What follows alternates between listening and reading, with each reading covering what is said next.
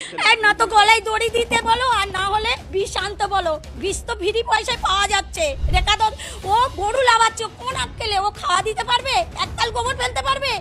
আমার 5 লাখ টাকা লোন নেওয়া, সব মহিলারা এসছে আমার বাড়িতে, এসে বলছে লোন শোধ করো। আমি কি করে করব? চলো আমার বাড়িতে কি অবস্থা। শুভেন্দু অধিকারী এসে তুই গদিতে বসে আছিস, তুই কি করছিস? মানুষকে এরকম করে হিন্দু ধর্মতে সবকিছু তো নষ্ট করে দিচ্ছিস। আমাদের ঈদটা করতে দিক, আমরা গরুগুলো বিক্রি করি, কিছুটা যেন অন্তত মুক্ত হই। মুসলিম বা তারাও হিন্দু, তারা তো মিশছে একসাথে, আমরা তো একসাথে আছি। তারা কোনোদিন দেননারি করেনি কি কারু আমাদের গলা ধাক্কান দিইনি। ওদের কুরবানিটা ওদের করতে দাও, আমরা বাঁচি। আমার মতন মহিলা, আমি মহিলা সমিতি থেকে 5 লাখ টাকা নিয়েছি, চলো আমার ব্যাংকে সব আমি জমা দিই, সুদ আসল। কি অবস্থা হয়েছে, আমার স্বামী ভ্যান কাটে, ভ্যান চালায়, আমরা এইভাবে বাঁচি। তাহলে আমাদের বাচ্চা কাচ্চা সব আছে, তাহলে আমরা কি করে খাবো? আমাদের আর ঘুম নেই, রাত্রে ঘুম নেই, চিন্তায় মাথা খারাপ হয়ে যাচ্ছে। আমরা কি করব? কিছুই করার উপায় নেই, কিছুই খুঁজে পাচ্ছি না। আমাদের ঈদটা করতে দিক, আমরা গরুগুলো বিক্রি করি, কিছুটা যেন অন্তত মুক্ত হই। বিধায়িকা হচ্ছে কি আপনার রেখা পাত্র বিভিন্ন জায়গায় রাস্তায় গরু আটকে দিচ্ছে, ওরাও তো ভয় পাচ্ছে।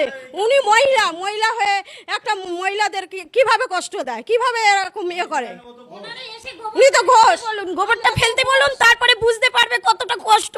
আমার মতন মহিলা, আমি মহিলা সমিতি থেকে 5 লাখ টাকা নিয়েছি, চলো আমার ব্যাংকে সব আমি জমা দিই, সুদ আসল। কি অবস্থা হয়েছে, আমার স্বামী ভ্যান কাটে, ভ্যান চালায়, আমরা এইভাবে বাঁচি। তাহলে আমাদের বাচ্চা কাচ্চা সব আছে, তাহলে আমরা কি করে খাবো, কি করে করব? বিজেপি সরকার এসছে, আমরা মানলাম ভালো হয়েছে, কিন্তু এ কি সর্বনাশ হচ্ছে।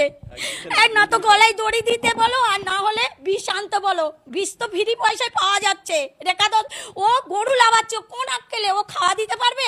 এককাল গোবর ফেলতে পারবে? ও 1 লাখ টাকা করে পাবে, আমরা কি পাবো? আমরা কি স্বামীকে খাওয়াবো? আমরা কি স্বামীকে খাওয়াবো? আমরা বাচ্চা কাচ্চাকে কি খাওয়াবো? ও তো বাচ্চাকে হোস্টেলে দিয়ে মানুষ করাবে, আর আমরা কি দিয়ে মানুষ করাবো? আমরা খেটে খাই, গোবর ফেলে খাই, এই তো খাটাল ধুয়ে এসছি। আমরা ছেঁড়া জামা পরে ঘুরে বেড়াই, আমরা ভদ্রভাবে নয়, আমরা লেখাপড়া জানি না। ও কি ও তাদের সরকারকে বলো আমাদের এবারটা মুকুব করে দিতে বলো। আমার 5 লাখ টাকা লোন নেওয়া, সব মহিলারা এসছে আমার বাড়িতে, এসে বলছে লোন শোধ করো। আমি কি করে করব? চলো আমার বাড়িতে কি অবস্থা, আমি কি করব আমি ভেবে পাচ্ছি না। আমার স্বামীর আগে চলে ভ্যান নিয়ে বার হয়েছে বলে আমি কাটালে ঢুকবো না। কি করব? আমার গরুগুলো খাওয়া দিতে পারি না, একটা তরফা বিচুলি আয়লা দেয় না। 3 লাখ টাকা আমি ভুসির দোকানে, চলো আমি তোমাকে দেখাচ্ছি খাতাপত্র সব।